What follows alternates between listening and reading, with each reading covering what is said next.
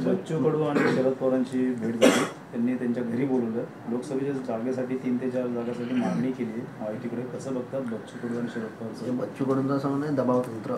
नाही, शरद पवार साहेबांशी आमचे सगळ्यांचेच संबंध चांगले आहेत. मी देखील अनेक त्यांच्याबरोबर संस्थांमध्ये काम करतो. अनेक वेळा माझी त्यांची भेट होते. अनेक वेळा ते मला बोलवतात, मी त्यांच्या घरी जातो. याचा अर्थ ती सगळीच चर्चा ही राजकीय असते असं मला वाटत नाही. शरद पवार साहेब हे एक राजकारणातले मोठे नेते आहेत, बुजुर्ग नेते आहेत आणि त्यांची जर बच्चूभाऊंबरोबर भेट झाली असेल किंवा बच्चूभाऊ त्यांना भेटले असेल तर त्याच्यामध्ये काय वावगं आहे असं मला वाटत नाही. आणि बच्चूभाऊंनी ठामपणानं सांगितलेलं आहे की ते स्वतः एकनाथ शिंदे साहेबांच्या सोबत आहेत.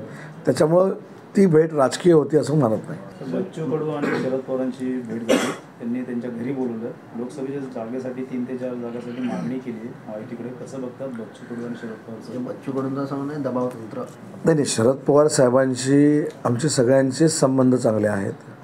मी देखील अनेक त्यांच्याबरोबर संस्थांमध्ये काम करतो. अनेक वेळा माझी त्यांची भेट होते. अनेक वेळा ते मला बोलवतात, मी त्यांच्या घरी जातो. याचा अर्थ ती सगळीच चर्चा ही राजकीय असते असं मला वाटत नाही.